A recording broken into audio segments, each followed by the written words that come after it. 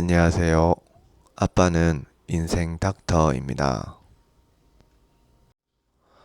우리나라는 눈부신 경제 성장으로 단기간에 선진국 반열에 올라섰지만 최근 들어 극심한 저출생과 고령화로 인해 성장 잠재력과 내수 시장이 위축되고 장기적으로는 국방과 국가 존립마저 위협받을 수 있는 상황에 놓여 있습니다.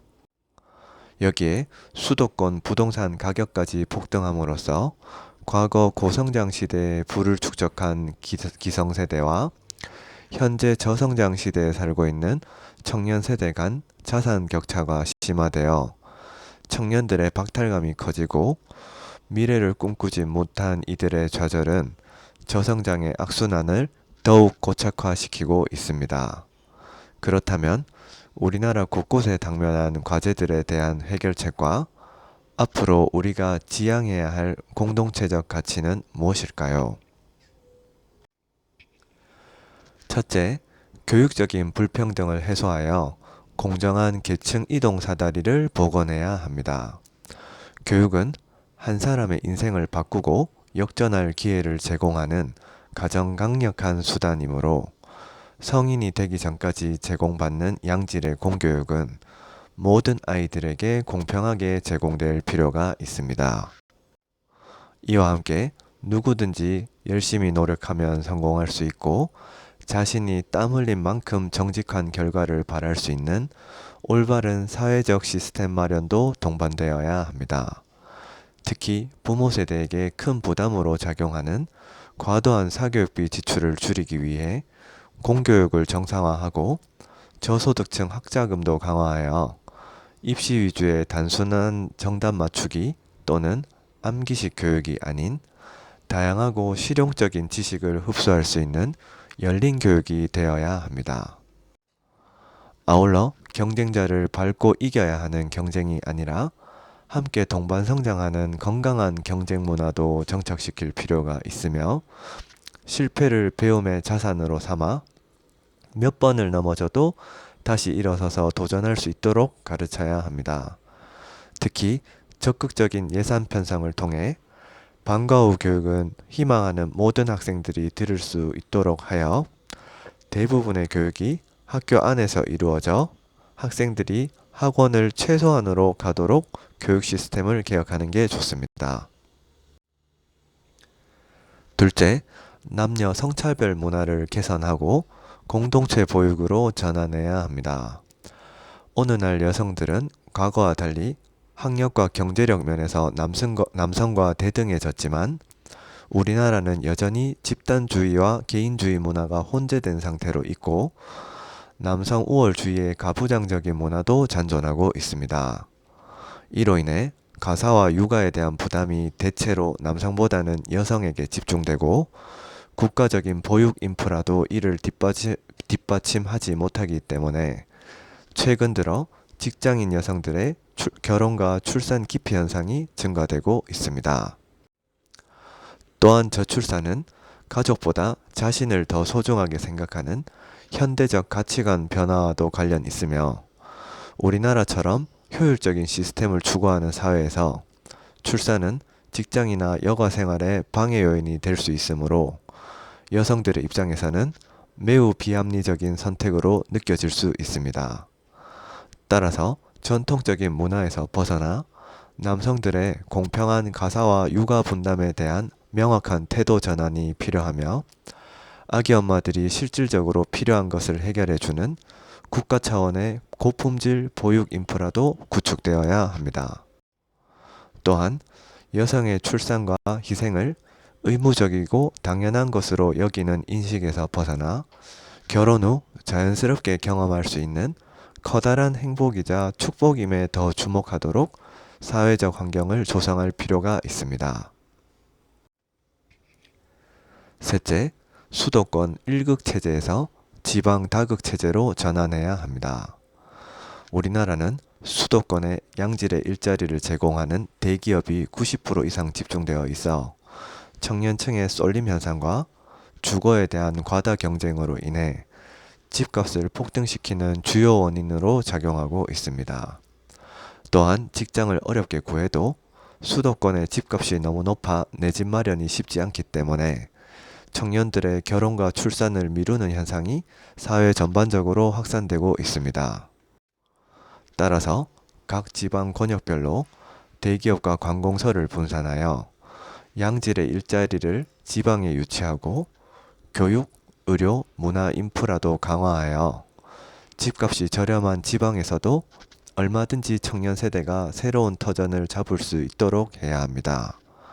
이를 위해 법인세 인하 등 다양한 혜택을 통해 대기업의 지방 이전을 유도하여 일자리를 찾아 이동하는 청년층 인구를 지방으로 골고루 분산시킬 수 있어야 합니다.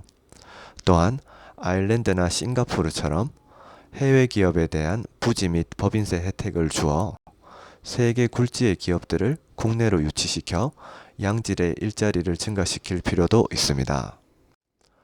아울러 주거 수요가 많은 수도권에 장기적으로 전월세 거주가 가능하고 청년들의 눈높이에 맞는 공공임대주택도 적극적으로 보급해야 하며 수도권에 실거주 목적이 아닌 전세를 끼고 매수만 해두는 갭 투자에 대한 보유세를 강화하여 주택은 꼭 필요한 사람들에게 우선 공급될 수 있도록 하는 정책이 필요합니다. 넷째, 장년층을 생산 가능 인구로 편입하는 직업구조 개편이 필요합니다. 의료와 보건기술의 발전으로 100세 시대라 불리며 평균 수명은 길어졌지만 출생률의 급격한 감소로 신규 세대의 유입이 줄어들면서 일하는 세대는 적고 부양받는 세대는 많아져 국가적 부양비 증가로 이어지고 있습니다. 따라서 과거처럼 한 가지 직업으로 30년 정도 일한 뒤 55세쯤에 은퇴하는 방식에서 벗어나 두 가지 이상 직업으로 50년 정도 일한 뒤 75세쯤에 은퇴하는 방식으로 패러다임을 바꿔야 합니다. 이렇게 오래 일하기 위해 가장 중요한 것은 세대 간 분업을 통해 25세에서 50세까지는 혁신적이고 신체적 능력을 요구하는 분야의 일을 하다가 50세에서 75세까지는 경험을 바탕으로 이해심과 포용력이 중요한 분야의 일로 이직할 수 있는 사회적 시스템 마련이 필요합니다. 특히 청년들에게는 창업에 여러 번 실패해도 재기할 수 있는 기회를 제공해 주어 대기업 중심이 아닌 도전과 혁신이 계속되는 스타트업 중심의 경제 체질로 바꿔야 합니다. 또한 50대 이후 은퇴 시점의 장년층을 생산 가능 인구로 변화시키면 다수가 일해서 소수를 부양하게 되므로 국가적 부양비를 획기적으로 줄일 수 있습니다. 이를 위해 장년층 재취업을 위한 맞춤형 직업 인프라를 구축하고 세대 간 분업을 도모하는 직업 구조 개편을 통해 생산성은 높이고 부양 부담은 줄여 저출산과 고령화에 대응하는 새로운 국가 성장 동력으로 삼아야 합니다. 다섯째, 수정 자본주의와 자유민주주의를 발전시켜 가야 합니다. 우리나라는 경제, 군사, 문화 강국이자 정치 경제적으로도 사회주의나 공산 독재 국가가 아닌 자본주의자 자유민주주의 국가입니다. 또한 미국처럼 인종차별이 심하거나 총기에 대한 위험도 없으며 의료비가 비교적 저렴하고 접근성도 좋으며 치안 상태까지 우수하고 안전합니다. 특히 고도 성장으로 인해 선진국 반열에 빠르게 올라선 만큼 지금부터는 방임형 자본주의보다는 양극화를 해소하고 복지와 공정한 배분을 잘하는 게 더욱 중요합니다. 하지만 북유럽식의 과도한 복지 정책은 국민들의 근로 의욕을 떨어뜨리고 국가의 성장 동력까지 저해시킬 수 있으므로 섬세하고 적절한 복지 정책을 통해 성장과 분배의 균형을 이루는 수정 자본주의를 완성해 가야 합니다. 또한 미중 패권 전쟁 속에서 가속화될 자국 중심주의와 경제 블록화에 맞서 수출을 다변화하고 산업 구조를 다각화하여 국민들의 일자리와 핵심 산업을 지켜낼 수 있는 치밀한 대응 전략을 세워가는 것도 필요합니다.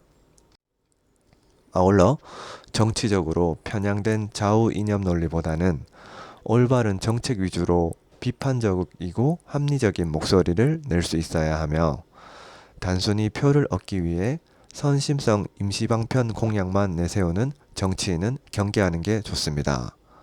그보다는 뛰어난 역량과 함께 장기적인 안목으로 건강한 국가를 만들기 위해 최선을 다하며 국민을 거짓 없이 진심으로 섬기고 품격과 상식에 맞게 행동하는 청렴한 정치인을 길러내도록 올바른 집단 지성을 발휘할 필요가 있습니다. 소크라테스는 좋은 국가란 국민 각자가 자기 본성에 맞는 일을 하며 다른 사람들과 조화를 이루는 사회라고 말했습니다. 대한민국을 조화롭게 만들기 위해서는 모든 아이들에게 균등한 교육의 기회를 제공해 주어 공정한 계층 이동 사다리를 복원하고 남녀 성차별 문화를 개선하여 공동체 보육으로 전환해야 합니다. 또한 개개인은 세대 간 분업을 통해 길어진 수명에 맞춰 좀 더 오래 일하고, 기업은 더 많은 양질의 일자리를 창출하여 사회에 기여할 수 있기를 바랍니다.